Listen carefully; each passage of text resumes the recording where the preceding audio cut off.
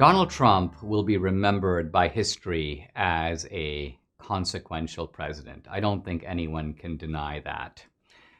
Even his critics will have to admit that their mania, their frenzy, their rabid hatred of Trump cannot be directed at a lukewarm figure. They attacked him because they were terrified of him. They recognized that he had the power to change the way people think, the way the country does business, our relationship to our government. I can't think, as I look across the sweep of American history, of very many consequential one-term presidents.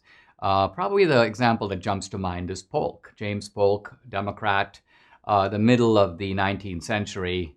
Polk's great achievement in one term was to virtually double the size of the United States. He won the Mexican War and got a whole bunch of territory, then the Gadsden Purchase, plus California, plus Oregon.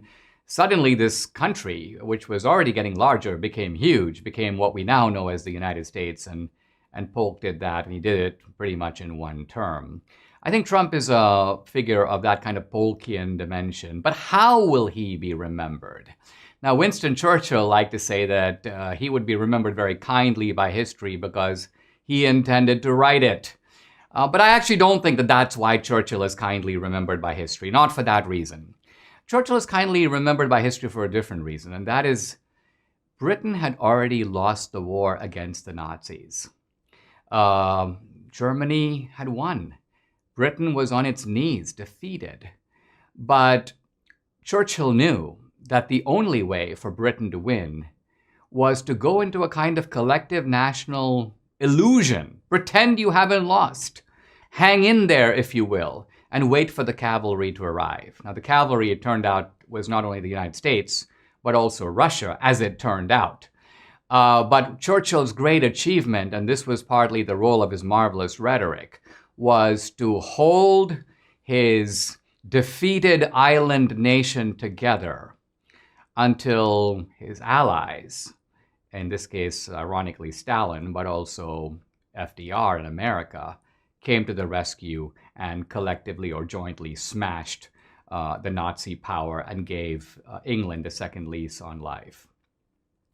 It is sometimes said that history will remember every president, every American president, by only one line. It kind of shows that history is sort of cruel. It doesn't have room for a lot of on the one hand, on the other hand. And so it's pretty much Washington was the father of the country. That's his one line. Lincoln freed the slaves. Reagan won the Cold War without firing a shot. That's what Margaret Thatcher said about Reagan. And that's his one line. I think you'd be hard-pressed to do a better one. So what about Trump? With Trump, it's really hard because Trump is a figure of so many dimensions. Several years ago, the novelist Tom Wolfe wrote a novel called A Man in Full, a description of Coakley, a kind of Georgia magnate, who has all these different dimensions to him. He is, in a way, a great man, but he's also terribly flawed. He's immensely successful, but he accumulates gargantuan loads of debt.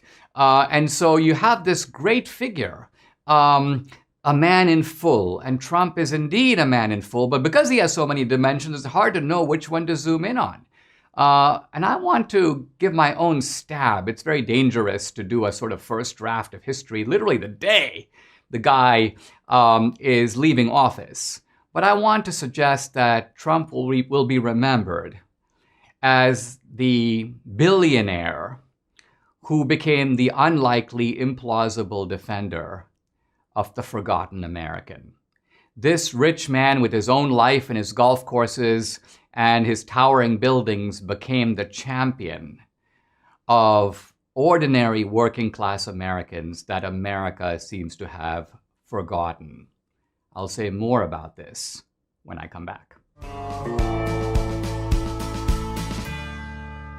If you're thinking of replacing your carpets due to pet stains and odors, you must try Genesis 950. The reviews are amazing. This is one product that actually works. With water, it breaks down the bonds of stains and odors so they are gone for good. Its antibacterial component removes pet odors from carpet and padding. It can be used in the carpet cleaning machines, and it's green so it's safe for your family and pets.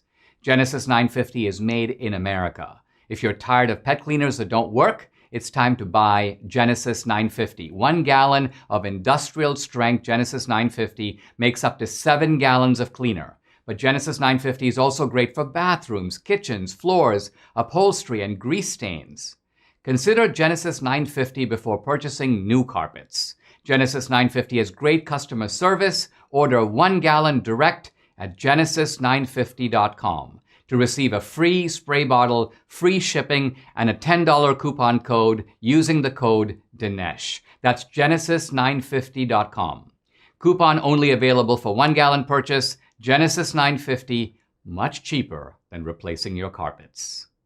History, I believe, will remember Donald Trump, however it remembers him, as the champion of the forgotten American. Now, who are these forgotten Americans? A good place to start is to begin with the movie, the 1978 movie by Michael Cimino called The Deer Hunter. I'd seen that movie many years ago, but I saw it again recently, and it had a powerful effect on me because in a way it showed me a window into working class America. And so the movie begins with all the smelting fires of the steel industry in Pittsburgh. And this goes on for minutes. You couldn't make a movie like this today. People would sort of leave the room. But Michael Cimino just sits on it. He lets you see the hard life that these guys have, these blue-collar guys, and they're covered in sweat, and their flames are going all over their face. They've got some protective equipment, but every now and then there's an injury. And that is the hard life that they live. And then suddenly the film cuts to Vietnam, and the fires of Vietnam, and the fiery villages, and the villages being set on fire, and the fire being shot at the helicopters. And suddenly you realize that the fires of Vietnam are not all that different from the fires of Pittsburgh, that these guys have it tough either place. And they go through hell, so to speak. And they do it in a very uncomplaining way. What's so striking is I came to America in 1978, all this debate about the aftermath of Vietnam, the justice of the war, the typical pointy-headed intellectuals and professors all going on and on about the injustice of the war, the domino effect. Was communism really such a big threat, Dinesh? There's none of this in the movie. These guys look at it totally differently. We're called, and so we go. It is a stoic, accept life as it comes, recognize that you have obligations to your country, and it is your job to fulfill them. And this war takes a terrible toll on these people. And they come back and their lives are broken, and their friend is dead, and another friend is in a wheelchair. And you can see this suffering that they're going through, and they're inarticulate about that. They hardly speak about it. You have Meryl Streep, Robert De Niro, Michael Savage, and their ability to convey emotion while saying little or nothing. Half the time this movie is spoken in little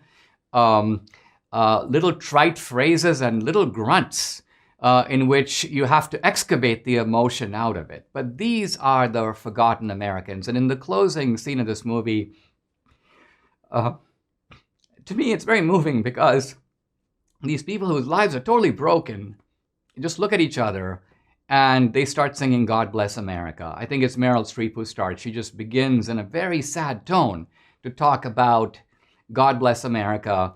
And these aren't people who've enjoyed the American dream. If I sing God Bless America, I celebrate a life that would have been much different in India, but here in America, I've seen success. I've had the American dream. For these people, their American dream is broken. But still, they sing God Bless America. Their love for their country is truly unconditional. These are the people that our economy is forgotten. They've been buffered by technology. Their jobs have been made obsolete by outsourcing. There are illegal immigrants coming to this country who work for less and take. So you've seen the decimation of families and communities. You've seen downward mobility that these people have suffered for the first time in American history. You'd have to go back to the aftermath of the Civil War and what happened in the South to find Americans who have seen their standard of living go down. So Trump stood up for these people and he gave them a voice. I'm not one of these people, but I care about them. I'm not indifferent to them, and neither is Trump. We've got to remember it's their America too.